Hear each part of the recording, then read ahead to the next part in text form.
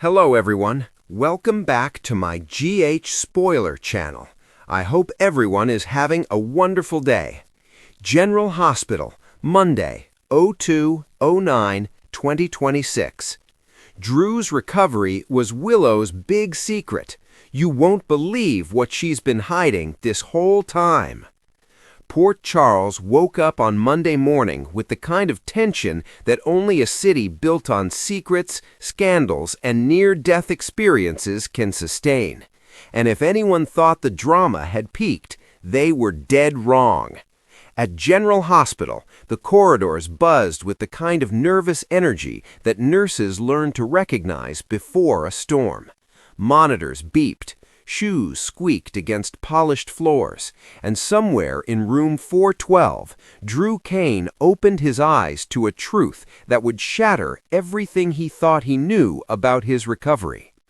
It began, as most catastrophic revelations in Port Charles do, with a single devastating question. How long have you known? Drew's voice was hoarse. Weeks of rehabilitation had stripped the thunder from it, but his eyes were razor-sharp, locked onto Willow Tate Quartermain like a man who had just read every page of a book he'd been deliberately kept away from.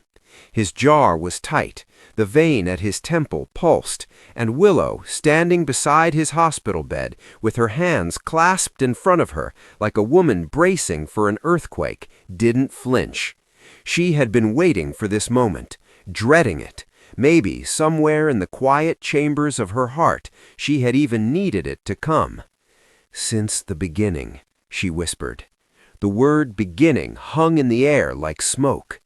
Flashback, 6 weeks earlier, the night Drew collapsed in the Quartermain gatehouse, what everyone believed was a spontaneous cardiac event triggered by stress and the lingering aftermath of his time in Pentonville.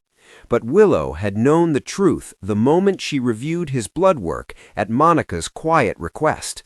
The collapse wasn't random. It wasn't stress. Someone had been slowly, methodically introducing a compound into Drew's system, a compound that mimicked natural cardiac fatigue so perfectly that even the most seasoned cardiologist would have signed off on the official explanation without blinking. Willow had blinked. She had spent the next 48 hours cross-referencing his labs, running silent secondary panels under a patient alias, and staying 2 steps ahead of whoever was watching, because someone was watching. She was sure of it. The metadata on his original chart had been accessed 14 times in 3 days by a login that didn't correspond to any attending physician on his case. Someone in this hospital, or with access to someone in this hospital, was monitoring Drew's condition, and not out of concern. So Willow made a choice she knew could end her marriage, could end her friendships, could turn every person she loved into someone who looked at her like she was a stranger. She had protected Drew in silence. She had administered the counter compound herself, slipping it quietly into his IV regimen under the cover of his standard post-cardiac care protocol, disguising it with the kind of clinical fluency that comes from years of oncology training. She had watched him stabilize. She had watched the color return to his face, watched his grip strength come back, watched him laugh at something Michael said from across the room, and she had felt something she hadn't expected. Relief so violent it nearly knocked her to her knees. But the secret had been eating her alive since. Back in room 412, Drew sat forward in his bed, wincing only slightly, his body still a work in progress, but his mind was already 3 moves ahead. "You saved my life," he said. It wasn't a question. "Yes." "And you didn't tell me? Didn't tell Michael? Didn't tell Monica or Carly or—" "If I had told anyone, whoever did this would have known I was on to them," Willow said, her voice cracking at the edges now, the composure she'd rehearsed for this exact moment, finally beginning to fracture. "I didn't know to trust. I still don't. Drew, someone inside this hospital tried to kill you, and they're still here." The silence that followed was the loudest thing Port Charles had heard in months.